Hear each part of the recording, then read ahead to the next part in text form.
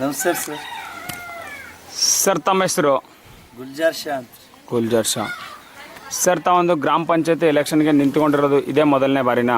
ಇದು ಮೊದಲನೇ ಬಾರಿ ಸರ್. First time. ನಿಮ್ಕಿನ್ನ ಮುಂಚೆ ತಮ್ಮ ಮನೆತನದಲ್ಲಿ ಒಂದು ಯಾರಾದರೂ ಗ್ರಾಮ ಪಂಚಾಯತಿ ಎಲೆಕ್ಷನಲ್ಲಿ ಇದ್ರಾ? ಯಾರು ನಿಂತಿಲ್ಲ ಸರ್. ನೀವೇ ಒಂದು ಫಸ್ಟ್ ಟೈಮ್ ನಿಂತು ಗೆದ್ದಿರೋದು? ಗೆದ್ದಿರೋದು ಸರ್. ಮೊದಲನೇ ಬಾರಿ ನಿಂತು ಗೆದ್ದಿದ್ದೀರಾ. ಒಂದು ಯಾವ ಊರಿನ ಗ್ರಾಮ ಪಂಚಾಯತಿಯಿಂದ ಗೆದ್ದು ಸದಸ್ಯರಾಗಿರೋದು?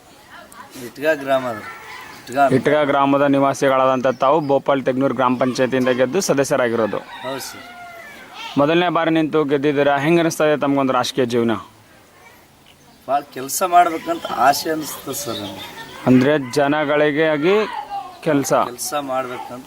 ಸರ್ ತಮ್ಮ ಗ್ರಾಮದಲ್ಲಿ ಈ ಬಾರಿ ಒಂದು ಏನೇನು ಹೊಸ ಯೋಜನೆ ಇಟ್ಕೊಂಡಿದ್ದೀರಾ? ತಮ್ಮ ಗ್ರಾಮಕ್ಕಾಗಿ ಯಾವ ಥರದ ಒಂದು ಕೆಲಸ ಮಾಡ್ಬೇಕಂತ ಇದ್ದೀರಾ? ಒಂದನೇದು ಶೌಚಾಲಯ ಸರ್. ಹ್ಞೂ. ಎರಡನೇದು ಚರಂಡಿಗಳು. ಹ್ಞೂ.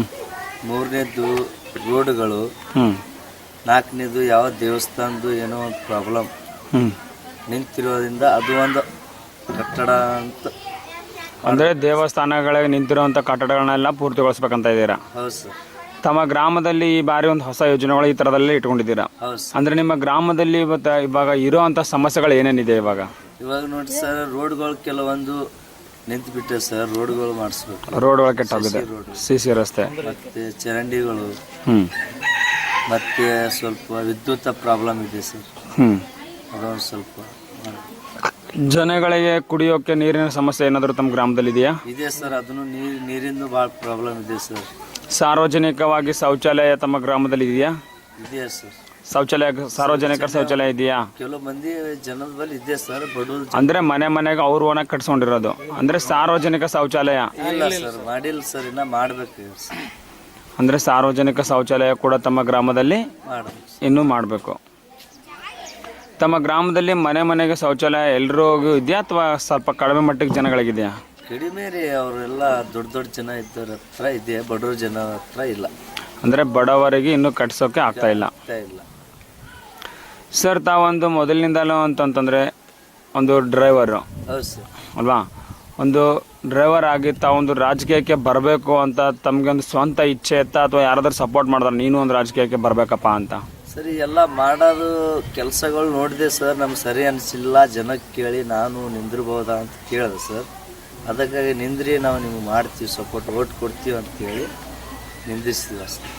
ಜನಗಳೆಲ್ಲರೂ ಒಂದು ಓಟ್ ಕೊಡ್ತೀವಿ ಅಂತ ಹೇಳಿ ತಮಗೆ ನಿಲ್ಲಿಸಿ ಗೆಲ್ಸಿದ್ದಾರೆ. ಜನಗಳು ನಿಮ್ಗೊಂದು ಬೆಲೆ ಕೊಟ್ಟು ಒಂದು ಓಟ್ ಹಾಕಿ ಗೆಲ್ಸಿದ್ದಾರೆ. ಅವ್ರಿಗೆ ನೀವು ನಿಮ್ಮ ಕಡೆಯಿಂದ ಜನಗಳಿಗೆ ಏನು ಹೇಳಕ್ಕೆ ಇಷ್ಟಪಡ್ತೀರಾ ಸರ್ ತಾವು? ಅದೇ ಸರ್, ನಾವು ಎಲ್ಲ ಹೊಲಗಳು ಉದ್ಯೋಗ ಖಾತ್ರಿ ಕೆಲಸ ಬಂದಿದೆ, ಅವು ಮಾಡಿಸ್ಬೇಕಂತ ಆಸೆ. ಯಾರ್ಯಾರು ಬಡತಂದು ಯಾರ್ಯಾರು ಬಡವ್ರ ಜನರಿಗೆ ಬಡವ್ರಿಗೆ ಗುರ್ತಾಗ್ತದೆ. ಬಡವ್ರ ಜನರಿಗೆ ಬಡವರಿಗೆ ಗುರ್ತಾಗ್ತದೆ, ಬೇರೆ ಗುರ್ತಾಗಲ್ರಿ. ಅಂದರೆ ಬಡವರ ಕಷ್ಟ ಬಡವರಿಗೆ ಗುರ್ತಾಗ್ತದೆ. ಅಂದರೆ ಏನೇ ಒಂದು ಗೌರ್ಮೆಂಟ್ ಸೌಲಭ್ಯ ಇದ್ರೂ ಕೂಡ ಬಡವರಿಗೆ ತಲುಪೋ ರೀತಿಯಲ್ಲಿ ಒಂದು ಕೆಲಸ ಮಾಡ್ಬೇಕಂತ ಇದ್ದೀರಾ ಸರ್? ನಿಮ್ಮ ರಾಜಕೀಯ ಜೀವನಕ್ಕೆ ಒಂದು ಸ್ಫೂರ್ತಿ ಅಂತ ಯಾರಾದರೂ ಮಾರ್ಗದರ್ಶಕರಿದ್ದಾರಾ?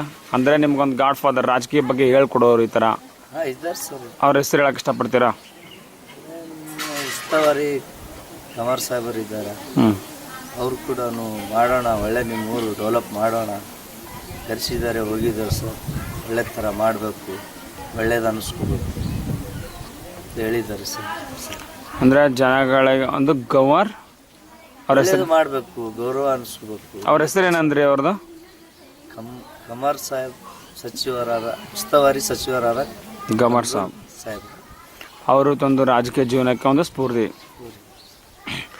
ಸರ್ ಇವಾಗ ನಿಮಗೆ ಅನುದಾನ ಅಂತ ಬಂತು ಅಂದರೆ ಒಂದು ಯಾವ ಕೆಲಸಕ್ಕಾಗಿ ಜಾಸ್ತಿ ಉಪಯೋಗಿಸ್ಕೋತೀರಾ? ಅಂದರೆ ನಿಮ್ಮ ಪಂಚಾಯತಿ ಕಡೆಯಿಂದ ನಿಮಗೆ ದುಡ್ಡು ಬಂತು ಅಂತಂದರೆ ಒಂದು ಯಾವ ಕೆಲಸಕ್ಕಾಗಿ ಜಾಸ್ತಿ ಖರ್ಚು ಮಾಡ್ತೀರಾ? ಜಾಸ್ತಿ ಸರ್ ಊರಿಗೋಸ್ಕರ ಸರ್. ಊರಿಗೋಸ್ಕರನೇ ಒಂದು ಯಾವ ಕೆಲಸಕ್ಕಾಗಿ? ಒಂದು ಶೌಚಾಲಯಕ್ಕಾಗ, ರಸ್ತೆಗಾಗ, ನೀರಿಗಾಗ, ಯಾವ ಕೆಲಸನ ಜಾಸ್ತಿ? ಯಾವ ಕೆಲಸ ನಿಂತು ಅದಕ್ಕಾಗಿ ಸ್ವಲ್ಪ ಮಾಡ್ಬೇಕಂತ. ಅಂದರೆ ನಿಂತಿರೋ ಅಂಥ ಕೆಲಸನ ಮುಂದುವರ್ಸ್ಬೇಕಂತ ಇದ್ದೀರಾ? ಸರಿ ಸರ್, ತಾವು ಇಲ್ಲಿವರೆಗೂ ತಮ್ಮ ಸಮಯನ ಬಿಡುವು ಮಾಡಿಕೊಂಡು ನಮ್ಮ 24x7 ಕರ್ನಾಟಕ.com ಜೊತೆ ತಮ್ಮ ಊರಿನ ಬಗ್ಗೆ ಆಗಿರ್ಬೋದು, ತಮ್ಮ ಮುಂದಿನ ಯೋಜನೆಗಳ ಬಗ್ಗೆ ಆಗಿರ್ಬೋದು, ತಮ್ಮ ಬಗ್ಗೆ ಆಗಿರ್ಬೋದು ಎಲ್ಲ ಮಾಹಿತಿ ಕೊಟ್ಟಿರೋದಕ್ಕೆ